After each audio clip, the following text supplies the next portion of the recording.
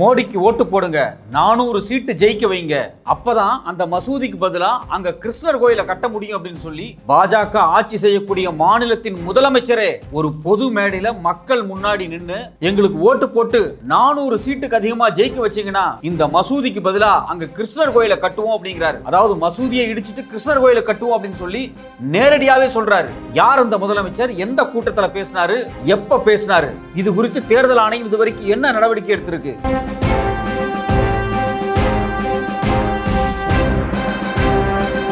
லட்சக்கணக்கான மக்கள் முன்னாடி பொது கூட்டத்தில் பேசுறாரு. திரும்பவும் பாபர் மசூதிய ராமர் கோயில் இருக்கிற இடத்துல கட்ட நம்ம விடக்கூடாது, அதனால எங்களுக்கு ஓட்டு போடுங்க அப்படிங்கிறாரு. நேரடியாவே மக்களை மிரட்டுறாரு. காங்கிரஸ் வந்துச்சுன்னா ராமர் கோயிலை இடிச்சிட்டு பாபர் மசூதியை கட்டிரும் அப்படிங்கிறாரு. இவர் பேசுனதுக்கான எல்லா வீடியோ ஆதாரம் இருக்கு, பத்திரிகையில செய்தியாவே வந்திருக்கு. ஆனா இதுவரைக்கும் என்ன நடவடிக்கை எடுக்கப்பட்டிருக்கு? இன்னும் 3 கட்ட தேர்தல் பல மாநிலங்கள்ல நடந்துகிட்டு இருக்கு.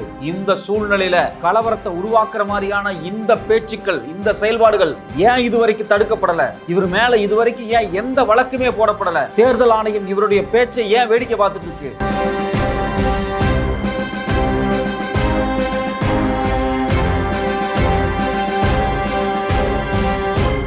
கர்நாடகா மாநிலத்தினுடைய முன்னாள் துணை முதலமைச்சர் ஈஸ்வரப்பா ஒரு பொது மேடையில பத்திரிகையாளர் முன்னாடி சொல்றாரு, 36,000 கோயில்களை இடிச்சிட்டு மசூதி கட்டியிருக்காங்க அப்படின்னு அவர் சொல்றாரு. இதனுடைய உள்நோக்கம் என்ன? இது குறித்து ஏன் பொது வெளியில பேச வேண்டிய தேவை வருது? இது மட்டும் இல்லாம இந்து மகா சபையினுடைய தலைவர் 3000 மசூதிகளுக்கு கீழே கோயில் இருக்கு, அதை எல்லாத்தையும் நாங்க மீட்டெடுக்க போறோம் அப்படிங்கிறாங்க. இந்தியா மாதிரியான செக்யூலரான ஒரு நாட்டுல இது மாதிரியான தேர்தல் நேரத்துல இவங்க எதுக்காக பிளான் பண்றாங்க? இதுவரைக்கும் இவங்க மேலெல்லாம் என்ன நடவடிக்கை எடுக்கப்பட்டிருக்கு?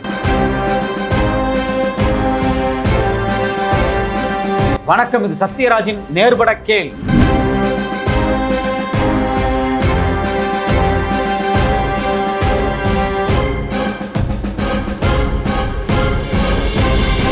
இந்தியாவில் ஒட்டு மொத்தமா 7 கட்ட தேர்தல் நடந்துட்டு இருக்கு. இப்ப 3 கட்ட தேர்தல் முடிஞ்சிருச்சு, இன்னும் 4 கட்ட தேர்தல் இருக்கு. குறிப்பா வட இந்தியாவில் இன்னும் பல மாநிலங்கள்ல தேர்தல் நடக்காம இருக்கு. இந்த சூழ்நிலையில தேர்தல் பிரச்சாரத்துக்கு வரக்கூடிய தலைவர்கள் என்ன பேசணும்? நாங்க ஆட்சிக்கு வந்தா அதிகப்படியான வேலைவாய்ப்பை உருவாக்குவோம், விலைவாசியை குறைப்போம், நாட்டை முன்னேற்றத்தை கொண்டு வருவோம், பொருளாதாரத்தை வளர்த்தெடுப்போம், இது மாதிரி தான் பேசணும். ஆனா பாஜகவை சார்ந்த ஒரு மாநிலத்துக்கே முதலமைச்சராக இருக்கக்கூடிய ஒருத்தர் மிகப்பெரிய கலவரத்தை தூண்டுற மாதிரி பேசிக்கிட்டு இருக்காரு. அவருடைய ஒட்டுமொத்த பேச்சு எப்படி இருக்கு அப்படின்னா, மசூதியை இடிச்சிட்டு அங்க கோயில் கட்டுறது குறித்து பேசுறாரு. அது மட்டும் இல்லாம ஏற்கனவே கட்டப்பட்ட ராமர் கோயில் இருக்கு இல்லையா, இந்த கோயிலை இடிச்சிட்டு மசூதி கட்ட போறாங்க அப்படின்னு ஒரு ரூமரை கிளப்புற மாதிரி, அதனோட ஒரு கலவரத்தை கிளப்புற மாதிரி பேசுறாரு. இந்த முதலமைச்சர் இப்படி பேசுறது நம்ம புதுசு கிடையாது. அவர் காலங்காலமா தொடர்ச்சியா அப்படிதான் பேசிட்டு இருக்காரு. அவரோட மாநிலத்தில் மட்டும் பேசுறது கிடையாது, இந்தியா முழுக்க குறிப்பா பாஜக ஆளக்கூடிய பல மாநிலத்தில் இது மாதிரி பேசிட்டு இருக்காரு. அவர் வேற யாரும் கிடையாது, அஸ்ஸாமினுடைய முதலமைச்சர் ஹிமாந்த் பிஸ்வா சர்மா. 10,000-20,000 மக்கள் கூடி நிற்கக்கூடிய ஒரு கூட்டத்தின் முன்னாடி வந்து நின்றுட்டு எங்களுக்கு 400 சீட்டு நீங்க ஓட்டு போடுங்க, அதாவது பாஜகவுக்கு 400 சீட்டு கொடுத்து பெரும்பான்மையா ஜெயிக்க வைங்க.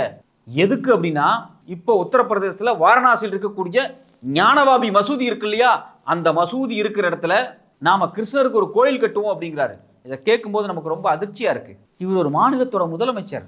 இஸ்லாமிய மக்களால, சிறுபான்மையின மக்களால ஒரு வழிபாட்டு தலமா கொண்டாடப்படக்கூடிய ஞானவாபி மசூதி, கடந்த 300 ஆண்டுகளா அந்த மசூதி இருக்கு. அந்த மசூதி இருக்கிற இடத்துல நாம கோயிலை உருவாக்குவோம் அப்படின்னா என்ன அர்த்தம்? 1992 பாபர் மசூதி இருந்த இடத்துல பாபர் மசூதியை இடிச்சு தள்ளிட்டு அங்க ஒரு ராமர் கோயில் இப்ப கட்டப்பட்டுச்சு பாத்தீங்களா, அதே மாதிரி திரும்பவும் ஒரு பெரிய கலவரம். அதனூடாக ஞானபாபி மசூதியை இடிச்சிட்டு கிருஷ்ணருக்கு ஒரு கோயில் கட்டலாம் அப்படிங்கிறத அவர் நேரடியாவே சொல்றாரு. ஏற்கனவே பாபர் மசூதிக்கு இவங்க என்ன திட்டத்தை போட்டாங்களோ அதே சேம் திட்டத்தை இந்த ஞானபாபி மசூதிக்கும் போட்டிருக்காங்களா அப்படிங்கிற கேள்வி நமக்கு வருது. ஏன் அந்த கேள்வி நமக்கு வருதுன்னா, ஆரம்ப காலகட்டங்களில் இந்தியா சுதந்திரம் அடைகிறப்ப பாபர் மசூதிக்குள்ள கொண்டு போய் ஒரு சின்ன ராமர் சிலையை வச்சுட்டு, அதாவது குழந்தை ராமர் சிலையை வச்சுட்டு, குழந்தை ராமர் திடீர்னு உருவாயிட்டாரு, அந்த சிலை அதுவா தன்னால வந்துருச்சு அப்படின்னு சொல்லி அதை வழிபடுறதுக்கு எங்களுக்கு உரிமை கொடுக்கணும் அப்படின்னு ஒரு பெரிய போராட்டத்தை பண்ணாங்க. ஒரு 20-30 ஆண்டுகளுக்கு பிறகு அந்த மசூதிக்குள் இருக்கக்கூடிய ராமர் சிலையை வழிபடுறதுக்கு அனுமதி கொடுக்கப்பட்டதுக்கு பிறகு பெரிய பிரச்சனையே உருவாச்சு. முதல்ல பாபர் மசூதிக்குள்ள ஒரு சிலையை வச்சுட்டு அதுக்கு பிறகு அதனுடைய வழிபாட்டு உரிமை வேணும், இந்துக்கள் அதை வழிபடணும்னு சொல்லி உள்ள போய் அதுக்கு பிறகு அந்த பாபர் மசூதி இடிக்கப்பட்டு இப்ப ராமர் கோயில் கட்டி அதை ஒரு பிரதமரே இனாகிரேட் பண்ணி வச்சிருக்காரு. இப்ப இதே பேட்டனை இப்ப திரும்பவும் என்ன சொல்றாங்க அப்படின்னா, இந்த ஞானபாபி மசூதிக்குள்ள ஒரு சிவலிங்கம் இருக்கு, இந்த சிவலிங்கத்தை வழிபடுறதுக்கு எங்களுக்கு அலோவ் பண்ணுங்க அப்படின்னு சொல்லி கோர்ட்ல போய் கேஸ் போட்டு, வாரணாசி கோர்ட்ல கேஸ் போட்டு வாரணாசி கோர்ட் வந்து அதை வழிபடுறதுக்கான உரிமையும் கொடுத்துச்சு. அது மட்டும் இல்லாம உண்மையிலே ஞானவாபி மசூதி கடியில என்ன இருக்கு அப்படின்னு சொல்லி ஆய்வு பண்றதுக்காக இந்தியாவினுடைய தொல்லியல் துறை அனுப்பிச்சாங்க. இந்தியாவினுடைய தொல்லியல் துறை ஒரு பெரிய அறிக்கை கொடுத்துருச்சு. என்ன கொடுத்துருக்காங்க அப்படின்னா, இல்ல அந்த ஞானபாபி மசூதியினுடைய ஸ்ட்ரக்சருக்கு கீழே ஏற்கனவே வேற ஒரு ஸ்ட்ரக்சர் இருந்திருக்கு, அது கோயிலா இருந்திருக்கலாம், ஏன்னா அங்க இந்தந்த அறைகள்லாம் இருக்கு, இந்தந்த தூண்கள்லாம் இருக்கு அப்படின்னு சொல்லி அவங்க ஒரு பெரிய பட்டியலை வெளியிட்டிருக்காங்க. அப்ப அதன் அடிப்படையில் அங்க கோயில் தான் இருந்திருக்கு. அதனால இந்துக்கள் எல்லாம் போய் வழிபடுறதுக்கு அனுமதி, ஏன்னா அங்க ஒரு சிவலிங்கம் இருக்கு அப்படின்னு சொல்லி கோர்ட்ல கேஸ போட்டு இப்ப இந்துக்கள் எல்லாம் பாத்தீங்க அப்படின்னா கடந்த ஒரு ஆண்டா அந்த ஞானபாபி மசூதியில போய் வழிபடுறதுக்கான உரிமையை வாங்கிட்டாங்க. இது சேம் பேட்டர்ன் ஏற்கனவே பாபர் மசூதிக்கு இப்படிதான் நடந்துச்சு. இன்னைக்கு இந்த வழக்கு பாத்தீங்கன்னா உச்சநீதிமன்றத்தில் இருக்கு. ஏன்னா வாரணாசி கோர்ட் இதுக்கு அலோவ் பண்ணதுக்கு பிறகு அந்த மசூதி சார்ந்த குழுக்கள் மேல்முறையீடு பண்ணி திருப்பி ஹைகோர்ட்டுக்கு போறாங்க. ஹைகோர்ட்டும் வாரணாசி கோர்ட்டு கொடுத்த உத்தரவு இருக்கு பாத்தீங்களா, அதை ரிஜெக்ட் பண்ண முடியாதுன்னுட்டாங்க. இப்ப பாத்தீங்கன்னா இந்த வழக்கு உச்சநீதிமன்றத்துக்கு போயிருக்கு. இது உச்சநீதிமன்றத்துல டிஸ்கஷன்ல இருக்கு. இந்த சூழ்நிலையில தான் பாஜகவினுடைய மிக முக்கியமான தலைவர்னு சொல்லக்கூடிய ஹேமந்த் பிஸ்வா சர்மா அவர் நேரடியாகவே பேசுறாருங்க. கூட்டத்துல மக்கள் முன்னாடி நின்றுட்டு, ஞானபாபி மசூதி இருக்கிற இடத்துல கிருஷ்ணர் கோயில் கட்ட வேண்டாமா, நம்ம பார்க்க வேண்டாமா, 400 சீட் எங்களுக்கு கொடுங்க, அப்பதான் கட்ட முடியுங்கிறாரு. அப்ப நீங்க என்ன திட்டம் வச்சிருக்கீங்க? ஞானபாபி மசூதி இடிக்கிறதுக்கான திட்டத்தை வச்சிருக்கீங்களா? இது யார் கேட்கணும்? உச்சநீதிமன்றம் கேட்கணும், எதிர்க்கட்சிகள் கேட்கணும், எல்லாருமே கேட்கணுமா இல்லையா? தேர்தல் இன்னும் முடியல, மாடல் கோட் ஆஃப் கான்டக்ட் லைவ்ல இருக்கு. மதத்தை பத்தி பேசவே கூடாது, ஆனா அதை பொருட்படுத்தாம பிரதமர் தொடர்ச்சியா மதத்தை பத்தி தான் பேசிட்டு இருக்காரு. உள்துறை அமைச்சர் மதத்தை பத்தி தான் பேசிட்டு இருக்காரு. பிஜேபி தலைவர் நட்டா மதத்தை பத்தி பேசுறாரு. உத்தரப்பிரதேச சீஃப் மினிஸ்டர் யோகி ஆதித்யநாத் பேசுறாரு. பாஜக மொத்தமும் பேசிட்டு இருக்காங்க. பாஜகவினுடைய அஸ்ஸாம் முதலமைச்சராக இருக்கக்கூடிய ஹேமந்த் பிஸ்வா சர்மா ஓப்பனாவே ஒரு வன்முறைக்கு, ஒரு கலவரத்துக்கு அரைக்கூவல் விடுறாரு. வாங்க கலவரம் பண்ணலான்னு கூப்பிடுற மாதிரி தான் இருக்கு இந்த வார்த்தை. இது மட்டும் இல்லாம இன்னொரு விஷயம் சொல்றாரு. அதை கேட்கும் போது இன்னும் நமக்கு ரொம்ப அதிர்ச்சியா இருக்கு. ஏற்கனவே 92ல பாபர் மசூதி இடிக்கப்பட்டு ராமர் கோயில் கட்டியிருக்காங்க. கட்டினது யாரு? பிஜேபி தான் கட்டினாங்க. பிரதமர் நரேந்திர மோடி தான் திறந்தெல்லாம் வச்சாரு. எதிர்கட்சியை சார்ந்தவங்க, மாநில கட்சியை சார்ந்தவங்க முக்கால்வாசி பேர் அங்க போகல. ஏன் போகல அப்படின்னா, அது பாபர் மசூதி இடிச்சிட்டு கட்டப்பட்ட ஒரு கோயில் அப்படிங்கிறதுனால அரசியலா, பொலிட்டிக்கலா, ஆன்மீகமா அதை அவங்க ஏத்துக்கல. அவங்க எல்லாரும் கடவுள் நம்பிக்கை உள்ளவங்க தான். கடவுள் நம்பிக்கை உள்ளவங்களா இருந்தாலும் இந்த சம்பவத்தை ஏத்துக்காம ஒதுங்கி இருக்காங்க. இந்த சூழ்நிலையில இந்த ஹேமந்த் பிஸ்வா சர்மா என்ன பேசுறாரு? ராமர் கோயில் இருக்கக்கூடிய இடத்துல திரும்பவும் பாபர் மசூதியை கட்ட விட்டுறாதீங்க அப்படிங்கிறாரு. இதனுடைய அர்த்தம் என்ன? காங்கிரஸுக்கு நீங்க ஓட்டு போட்டீங்கன்னா, அவங்க ஆட்சிக்கு வந்தாங்க அப்படின்னா ராமர் கோயிலை இடிச்சிருவாங்க அப்படின்னு எச்சரிக்கை விடுறாரா? நாம என்ன கேட்கிறோம்? உங்களுக்கு என்னதான் வேணும்? மசூதி இடிச்சிருவங்கிறீங்க, கோயில் இடிச்சிருவங்கிறீங்க, தேர்தல் நடந்துகிட்டு இருக்குங்க, மாடல் கோட் ஆஃப் கான்டக்ட் இருக்கு. நீங்க பேசுனது அனைத்துமே தேர்தல் ஆணையத்தினுடைய விதி மீறல், தேர்தல் ஆணையத்தினுடைய சட்டத்திட்டங்களுக்கும் விதிகளுக்கும் மீறல். தேர்தல் ஆணையத்தினுடைய விதிகளை மீறி நீங்க ஒரு கலவரத்தை உருவாக்குற மாதிரி பரப்புரை பண்ணிட்டு இருக்கீங்க. உங்களுக்கு ஒரு ஓட்டு வேணும் அப்படிங்கிறதுக்காக இந்துக்களை வன்முறையாளராக மாற்றக்கூடிய எண்ணத்துல உங்களுடைய பேச்சு இருக்கு. இந்த 3 கட்ட தேர்தலுக்கு முன்னாடி ஏதாவது ஒரு வன்முறை நடந்துச்சு அப்படின்னா தேர்தல் மிகப்பெரிய பாதிப்புக்குள்ளாகும். இது தேர்தல் ஆணையத்துக்கு தெரியாதா? இது மாதிரி பேசும்போது ஒரு வன்முறை உருவாகும். அப்படி வன்முறை உருவானா தேர்தலை நடத்த முடியுமா, முடியாதா? மிகப்பெரிய இக்கட்டான சூழலை போய் நம்ம மாட்டுவோம். ஒரு தேர்தல் நடத்துறதுக்கு எவ்வளவு செலவாகுது? இது மட்டும் இல்லாம இது இந்தியாவில் ரொம்ப ரொம்ப முக்கியமான ஒரு தேர்தல். கடந்த 10 ஆண்டு கால ஆட்சியின் மீது மக்களுக்கு மிகப்பெரிய வெறுப்பு இருக்கு. வேலை வாய்ப்பு இல்ல, அரிசி பருப்புல இருந்து பெட்ரோல் டீசல் இருந்து கேஸ் சிலிண்டர் வரைக்கும் எல்லா பொருளோட விலையும் அதிகமா இருக்கு. இது மட்டும் இல்லாம சிறு குறு தொழில் எல்லாம் முடங்கி போச்சு. ஜிஎஸ்டி வரியால மக்கள் கஷ்டப்பட்டு இருக்காங்க. 500, 1000 ரூபாய் நோட்டை ஒழிச்சதால மிகப்பெரிய பொருளாதார பின்னடைவை சந்திச்சிருக்கோம் நம்ம. இது மட்டும் இல்லாம கொரோனா பாதிப்பு வேற. இது மாதிரி பல சிக்கல்களால இந்திய பொருளாதாரம் மிக மோசமா நசிஞ்சிருக்கு. இந்தியாவோட உயர்கல்வித்துறை, குறிப்பா ஐஐடி, ஐஐஎம்ல படிச்ச பசங்களுக்கு கூட இப்ப வேலை இல்லை அப்படின்னு பல பத்திரிகைகளை எச்சரிக்கிறாங்க. உலகத்தினுடைய ILOன்னு சொல்லக்கூடிய இன்டர்நேஷனல் லேபர் ஆர்கனைசேஷனை எச்சரிக்கை பண்ணிருக்கு. இந்தியாவில் வேலை வாய்ப்பின்மை அதிகமாயிட்டு இருக்கு அப்படின்னு. இந்த சூழ்நிலையில வேலை வாய்ப்பை எப்படி நான் உருவாக்க போறேன் அப்படின்னு தான் மோடி பேசியிருக்கணும். ஆனா அதை பேசல. பாஜக காரங்க மசூதியை இடிக்கிறத பத்தியும் கோயில் இடிக்கிறத பத்தியும் தொடர்ச்சியா பேசிக்கிட்டு இருக்காங்க. இது மட்டும் இல்லாம பிரதமரே எந்த இடத்துக்கு போனாலும் காங்கிரஸுக்கு ஓட்டு போட்டுறாதீங்க, அவங்க முஸ்லிம்களுக்கு ஆதரவானவங்க. இது மட்டும் இல்லாம இந்திய பிரதமர் எந்த பொது மேடையில போய் நின்று பேசினாலும் முஸ்லிம்களை மதவாதத்தை தூண்டுற மாதிரி, முஸ்லிம்களை காயப்படுத்துற மாதிரி தொடர்ச்சியா பேசிக்கிட்டே இருக்காரு. இஸ்லாமியர்களை வெளியிருந்து வந்தவங்க இன்ஃபீரியேட்டர்ஸ் அப்படிங்கிறாரு, ஊடுருவல்காரர்னு சொல்றாரு ஒரு நாட்டோட பிரதமர். இது மட்டும் இல்லாம இவங்கெல்லாம் கருதிங்கிறாங்க. அதாவது நவராத்திரி அப்பவும் இல்லை மற்ற விசேஷத்தப்பவும் பல்வேறு மாநிலத்தில் இருக்கக்கூடிய வேற அரசியல் தலைவர்கள், இந்தியா கூட்டணியை சார்ந்தவங்க, மாநில கட்சியை சார்ந்தவங்க கருதி நின்னுட்டாங்களாம். இப்போ நாம் என்ன கேட்குறோம்? இந்தியா முழுக்க ஒரே பண்பாடெல்லாம் கிடையாது. வட இந்தியாவில் சில பண்டிகைகள் ரொம்ப முக்கியமாக இருக்கும். அப்போ தென்னிந்தியாவை சார்ந்தவங்க கறி சாப்பிட தான் செய்வாங்க. வட இந்தியாவில் ஒரு ஸ்டேட்டில் 2 ஸ்டேட்டில் ஏதோ ஒரு பண்டிகை நடக்குது அப்படிங்கிறதுக்காக தென்னிந்தியாவில் இருக்கவங்க கறி சாப்பிடாமலாம் இருக்க மாட்டான். இப்போ கறி சாப்பிட்றது கறி சாப்பிடாம இருக்கிறது இந்தியாவுக்கு ரொம்ப முக்கியமா? கறி சாப்பிட்றது அவ்வளோ பெரிய பிரச்சனையாக இருந்தால் இந்தியாவிலிருந்து ஒரு ஆண்டுக்கு பல லட்சக்கணக்கான கோடி மதிப்பிலான மாட்டுக்கறி ஏற்றுமதி ஆயிட்டு இருக்கு. அதை தடை பண்ணிருக்க வேண்டியதானே? 10 வருஷம் நீங்க தானே ஆட்சியில் இருந்தீங்க.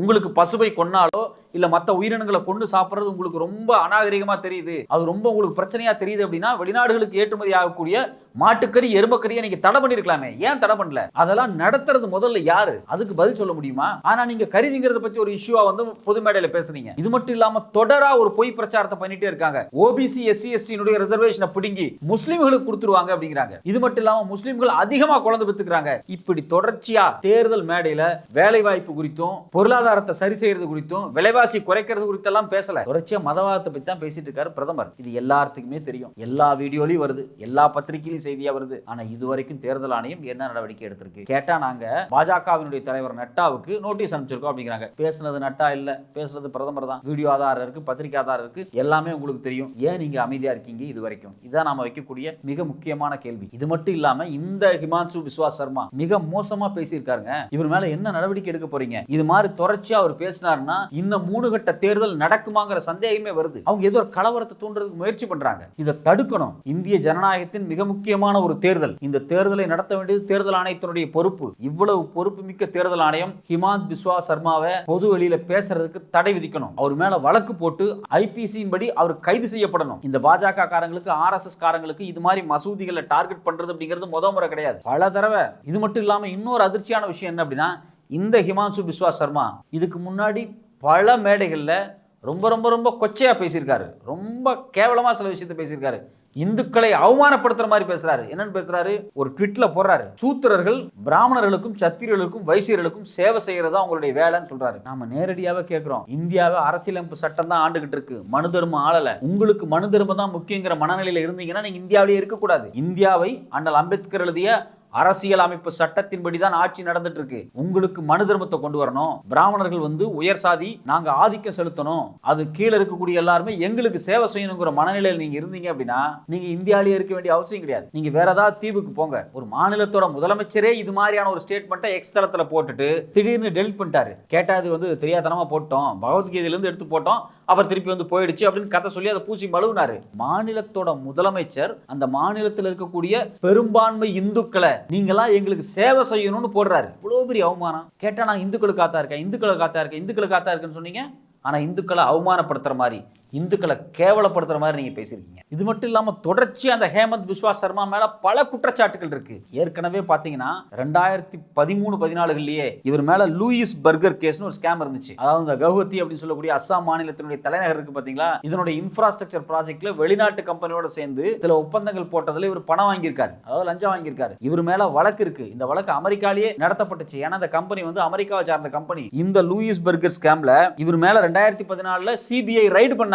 அது மட்டும் இல்லாம சிபிஐ இன்வெஸ்டிகேட் பண்ணி பல ஆதாரங்களை வெளியெடுத்தாங்க. 2014 சிபிஐ இவரை போட்டு நெருக்கல 2015 இவர் பிஜேபியில் வந்து சேர்ந்துட்டார். இது மட்டும் இல்லாம ஏற்கனவே பாத்தீங்கன்னா சாரதா ஸ்கேம் 30,000 கோடி மிகப்பெரிய ஊழல்ல இவருக்கு சம்பந்தம் இருக்குன்னு சொல்லி அந்த சாரதா சிட் ஃபண்ட்ஸ் தலைவர் 18 பக்கத்துக்கு சிபிஐக்கு ஒரு கடிதம் எழுதி கொடுத்தாரு. அந்த கடிதத்தில் இவர் பேர் இருக்கு. மிகப்பெரிய பொருளாதார குற்றச்சாட்டில் மாட்டின ஒரு சாரதா ஸ்கேம் அந்த குற்றவாளி இவருடைய பேரை ஒரு அறிக்கையில மென்ஷன் பண்ணிருக்காரு. அவ்வளவு மோசமான குற்றச்சாட்டுக்கு உட்பட்டவர் இவரு தொடர்ச்சி அப்படி பேசிட்டு இருக்காரு. இது மட்டும் கிடையாது, இவருடைய ஆரம்ப காலகட்ட வாழ்க்கையில பாத்தீங்கன்னா பல கான்ட்ரோவர்சி இருக்கு. இவர் அங்க இருக்கக்கூடிய மிலிட்டன்ட் துப்பாக்கி ஏந்தி ஆயுத குழுவான உல்ஃபா கிட்ட இருந்து 10 லட்சம் ரூபாய்க்கு மேல பணத்தை வாங்கினதுக்கான கையங்களமா மாட்டப்பட்டிருக்காரு. அது மட்டும் இல்லாம இல்லீகல் வெப்பன்ஸ் வச்சிருந்திருக்காரு, லைசென்ஸே இல்லாத துப்பாக்கியில வச்சிருந்திருக்காக இவர் மேல வழக்கு இருக்கு. இப்படி ஆரம்பிச்ச இவருடைய வாழ்க்கை இப்ப ரீசெண்டா போன வருஷம் பாத்தீங்க அப்படின்னா அங்க கவுஹத்தில, அதாவது அஸ்ஸாம்ல ஃப்ளே ஓவர் கட்டினதுல, அதாவது பாலம் கட்டினதுல ஸ்கேம் பண்ணிருக்காரு, ஊழல் பண்ணிருக்காரு. அந்த ஊழலும் வெளியே வந்துச்சு. அப்ப தொடர்ச்சியா தன்னுடைய அரசியல் வாழ்க்கையில மிகப்பெரிய ஊழல்வாதியாகவும் அதே சமயத்துல ஜாதி மதத்தின் மீது இறுக்கமான ஒரு பற்றுள்ளவரா இருக்கக்கூடியவர், பொது மேடைகள்ல இஸ்லாமியர்களை காயப்படுத்துற மாதிரி பேசக்கூடியவர். இது மட்டும் இல்லாம தன்னுடைய சொந்த மாநிலமான அஸ்ஸாம்ல அங்க இருக்கக்கூடிய இஸ்லாமியர்களுடைய ஓட்டே எனக்கு தேவை கிடையாது, குறிப்பா பெங்காலி பேசக்கூடிய முஸ்லிம்ஸோட ஓட்டு எனக்கு தேவை கிடையாது, நீங்க எனக்கு ஓட்டே போட வேண்டிய தேவை கிடையாதுன்னு சொல்லி அங்க வாழக்கூடிய பெங்காலி முஸ்லிம்ஸை இரண்டாம் தர குடிமக்களாக ஆக்கியவர் இவர். குறிப்பா பாத்தீங்கன்னா 2021 இருந்து 2022 இந்த காலகட்டத்தில் ஏறத்தாழ 4400 பெங்காலி பேசக்கூடிய இஸ்லாமியர்களுடைய வீடுகள்லாம் இடிச்சு தரமட்டமாக்கப்பட்டிருக்கு. பல குற்றச்சாட்டுகள், மதவாத குற்றச்சாட்டுகள் இருக்கு. இது மட்டும் இல்லாம பாத்தீங்கன்னா அங்க இருக்கக்கூடிய இஸ்லாமிய மதராசாக்கள்ல நீங்க உருது பாடலாம் நடத்தக்கூடாது, அரபிக் பாடலாம் நடத்தக்கூடாது அப்படின்னு சொல்லி அவங்களுடைய பாடத்திட்டத்தில் இன்டர்ஃபியர் ஆகி பல வேலைகளை செஞ்சார். அதுக்காக அரசாங்கத்தில் புது சட்டங்களை கொண்டு வந்தார். அப்ப தொடர்ச்சியா இவருடைய செயல்பாடுகள் ஒரு பக்கம் மதவாதமாகவும் இஸ்லாமியர்களை இரண்டாம் தரமாகவும் கொடுமைப்படுத்தக்கூடிய ஒரு ஆளா இருக்காரு. இன்னொரு பக்கம் பாத்தீங்க அப்படின்னா மிகப்பெரிய ஊழல்வாதியா இருக்காரு. இவ்வளவு கரப்டடான ஒரு ஆள் 2014 சிபிஐ இன்வெஸ்டிகேஷனுக்கு பயந்து தன் மீது இருக்கக்கூடிய ஊழல் குற்றச்சாட்டால கைதாயிடக்கூடாது அப்படிங்கிறதுக்காக பிஜேபிங்கிற வாஷிங் மிஷின்ல போய் சேர்ந்துறாரு. வாஷிங் மிஷின்ல போய் சேர்ந்த உடனே அவர் வந்து செலவு செய்யப்பட்டு நல்ல மனிதராக, புனிதமான மனிதராக மாறிறாரு. அதன் அடிப்படையில் பாத்தீங்கன்னா இன்னைக்கு வெள்ள சட்டை போட்டுக்கிட்டு பாஜக எந்தெந்த மாநிலத்தில் ஆட்சி பண்ணுதோ அங்கெல்லாம் போய் நின்றுகிட்டு அங்க இருக்கக்கூடிய இஸ்லாமியர்களை காயப்படுத்துற மாதிரி, இந்துக்களை ஒரு வன்முறைக்கு அழைக்கிற மாதிரி பிரச்சாரம் பண்ணிட்டு இருக்கிறாரு. அதனுடைய ஒரு முக்கியமான பிரச்சாரம் தான் இப்ப இந்த தேர்தலுக்கு ஒரு பண்ண பிரச்சாரம். வாரணாசியில் இருக்கக்கூடிய ஞானபாபி மசூதி இருக்கிற இடத்துல உங்களுக்கு ஒரு கோயிலை பார்க்கணும்னு ஆசை இல்லையா அப்படிங்கிறாரு. 400 ஓட்டு போட்டா தான் அங்க கோயில் கட்ட முடியும். என்ன அர்த்தம்? மசூதி இடிக்க போறாங்கன்னு அர்த்தம். அதுக்கான வேலை திட்டத்தை வச்சிருக்காங்கன்னு அர்த்தம். இதை இவர் மட்டும் சொல்லல. ஏற்கனவே பாத்தீங்க அப்படின்னா டெல்லியில் இருக்கக்கூடிய குதுமினார், தாஜ்மஹால், இது எல்லாமே இந்துக்களுடைய இடம், இங்க ஏற்கனவே இந்து கோயில் இருந்ததுன்னு சொல்லி கோர்ட்ல போய் வழக்கு போட்டுக்கிட்டே இருக்காங்க. இதை ஸ்ட்ரக்சரா செய்யறது யாருன்னு பாத்தீங்கன்னா ஆர்எஸ்எஸ், விஹெச்பி, அதே மாதிரி இந்த பஜ்ரங்கல், இந்த அமைப்பும் இவங்களுடைய புல்லுருவி அமைப்புகள், குட்டி குட்டி அமைப்பு அந்தந்த ஊர்ல ஒன்று வச்சிருப்பாங்க இல்லையா, அந்த அமைப்பு. ஃபார் எக்ஸாம்பிள் இப்ப நீங்க கர்நாடகாவில் எடுத்துட்டீங்கன்னா ஸ்ரீரங்கப்பட்டணம் இருக்கு. இந்த ஸ்ரீரங்கப்பட்டணத்தில் இருக்கக்கூடிய இந்த மசூதி வந்து அனுமன் கோயில் இருந்துச்சு அப்படின்னு சொல்லி ஒரு ரூமரை கிளப்பி, இங்க ஏற்கனவே அனுமார் வாழ்ந்தாரு, இது அனுமானுடைய கோயில் அப்படின்னு சொல்லி அந்த மசூதி மேல ஒரு வழக்கு போட்டு இங்க வந்து தொல்லியல் ஆய்வு நடத்த அப்படின்னு சொல்லி ஒரு பஞ்சாயத்தை கிளப்புறாங்க. இதை கிளப்புறது யாருன்னா அங்க இருக்கக்கூடிய ஸ்ரீராம் சேனா. இது யாருன்னா இந்த விஹெச்பி அமைப்பினுடைய ஒரு குட்டி போட்ட அமைப்பு. இந்த விஹெச்பி, ஆர்எஸ்எஸ், பஜ்ரங்கல் எல்லா ஊர்லயும் ஒரு குட்டி போட்டு அந்த ஊருக்கு ஏத்த மாதிரி ஒரு அமைப்பு உருவாக்கி வச்சிருப்பாங்க. அது மாதிரி ஒரு ப்ராஜெக்ட். ஏற்கனவே பாத்தீங்கன்னா இந்தியா முழுக்க இருக்கக்கூடிய அகில இந்திய இந்து மகாசபை இவங்க என்ன சொல்றாங்க அப்படின்னா, கார்டியன் பத்திரிகையிலே ஒருத்தர் பேட்டி கொடுக்குறான். அந்த பேட்டியிலே சொல்றான், ஏறத்தாழ 3000 வழிபாட்டு இடங்கள் வந்து இப்ப மசூதியா இருக்கு, இது எல்லாத்தையுமே வந்து நாங்க சட்டப்பூர்வமா திருப்பி மீட்டெடுப்போம் அப்படிங்கிறாரு. அவர் என்ன சொல்ல வராருன்னு புரியுதா? 3000 மசூதிகள் இருக்கிற இடத்துல அடியில கோயில் இருக்கு, அதை நாங்கள் திருப்பி எடுக்க போறோம் அப்படின்னா என்ன அர்த்தம்? அந்த மசூதிகள் இல்லாம போயிட்டு நாங்கள் கோயில் எடுக்க போறோம்னு அர்த்தம். இது மட்டும் இல்லாம கர்நாடகாவினுடைய முன்னாள் துணை முதலமைச்சர் ஈஸ்வரப்பா ஒரு பத்திரிகையாளர் சந்திப்புல சொல்றாருங்க, ஏறத்தாழ 36,000 கோயில்களை முகலாயர்கள் இடிச்சு விட்டாங்க அப்படிங்கிறாங்க. அப்ப இதனுடைய குறியீடு என்ன? நீங்க ஆயிரக்கணக்கான மசூதிகள் இருக்கிற இடத்துல அடியில முழுக்க கோயில் இருக்குன்னு சொல்லி அந்த கோயில்கள் எல்லாத்தையும் நாங்க மீட்டெடுக்க போறோம்னு முதல் கட்டமா நீங்க போய் கோர்ட்ல வந்து கேஸ் போடுறீங்க. கோர்ட்டும் அங்க வந்து தொல்லியல் ஆய்வு நடத்த அனுமதிக்கிறாங்க. தொல்லியல் ஆய்வு நடத்தும் போது அங்க ஏதோ ஒரு சில எச்சங்கள் கிடைக்கும் போது அது இந்துக்களுடைய வழிபாட்டு இடம், எப்படி ஞானபாபி மசூதிக்கு அடியில வந்து ஒரு சிவலிங்கம் கிடைச்சதுன்னு சொல்லி அது சிவன் கோயில் சொல்லி ஒரு பிரச்சாரம் போயிட்டு இருக்கு இல்லையா, பெரிய பஞ்சாயத்து ஓடிட்டு இருக்கு இல்லையா, அதே மாதிரி இந்தியால பல மசூதிகளுக்கு கோயில் இருக்கு, சிலை இருக்குன்னு ஆரம்பிச்சா என்ன நடக்கும்? இந்தியா முழுக்க தொடர் வன்முறை தான் வேணுமா? இங்க மக்கள் எல்லாருமே அமைதியா வாழணும். அவங்கவுங்க வழிபாட்டு உரிமை, அவங்கவுங்க கோயில போய் சாமி கூடலாம். இந்துக்களுக்கான கோயில், இஸ்லாமியர்களுக்கான கோயில், கிறிஸ்தவர்களுக்கான கோயில், பௌத்தம், சவனம், சீக்குன்னு எவ்வளவோ மதங்கள் இருக்கு. எல்லாரும் அவங்க கோயில போய் சாமி கும்பிட்டு இருக்கலாம். அதை விட்டுட்டு 100 வருஷம் 200 வருஷத்துக்கு முன்னாடி இங்க என்ன இருந்துச்சு, 300 வருஷத்துக்கு முன்னாடி என்ன இருந்துச்சு, 500 வருஷத்துக்கு முன்னாடி என்ன இருந்துச்சுன்னு ஒவ்வொரு பில்டிங்கா அடியில போய் தோண்டி பார்க்கும்போது இந்தியா ஒரு தொடர் வன்முறையான இடத்துக்கு நோக்கி தான் நகரும். ஏன்னா இன்னைக்கு இந்தியாவில் இருக்கக்கூடிய பல இந்து கோயில்கள்ல புத்தர் சிலை தான் கிடைக்குது. இங்க இருக்கக்கூடிய புத்த மதத்தை சார்ந்தவங்க எல்லாருமே இதெல்லாம் புத்த கோயில், அடியில பறிச்சு பாருங்க, தொல்லியல் பண்ணி பாருங்க, அதுல புத்த சிலை தான் கிடைச்சிருக்கு. இந்த கோயில் எல்லாம் இடிச்சுட்டு புத்த கோயில் கட்டணும்னு சொன்னா ஏத்துக்க முடியுமா? இல்ல அது ஒரு நியாயம் தான் சொல்ல முடியுமா? ஒரு கோயிலை இடிச்சுட்டு இன்னொரு கோயிலை கட்டுறது அப்படிங்கிறது மன்னர் காலத்துல படையெடுக்கும் போது நடந்த ஒரு அநாகரிக செயல். அதெல்லாம் 100-200 ஆண்டுகளுக்கு முன்னாடியே முடிஞ்சிருச்சு. 1940 இந்தியா விடுதலை ஆனதுக்கு பிறகு இந்தியா ஒரு தனி அரசியலமைப்பு சட்டம் எழுதும் போது அந்த அரசியலமைப்பு சட்டம் என்ன சொல்லுது? 1947க்கு முன்னாடி இங்க எந்தெந்த வழிபாட்டு தலம் என்னென்ன பொசிஷன்ல அங்க எப்படி இருந்துச்சோ அது அப்படியே தான் இருக்கணும், அதுல எந்த மாற்றம் பண்ணக்கூடாது அப்படிங்கிறதா அரசியலமைப்பு சட்டமே சொல்லுது. இது எதுக்காக அரசியலமைப்பு சட்டத்தில் அண்ணல் அம்பேத்கர் எழுதுறாரு? மதத்தையும் கோயிலையும் வழிபாட்டு இடத்தையும் வச்சு எந்த பிரச்சனையும் வரக்கூடாது. அப்படி ஒரு பிரச்சனை துவங்குச்சு அப்படின்னா இது தொடர் பிரச்சனையா தான் போயிட்டு இருக்கும்.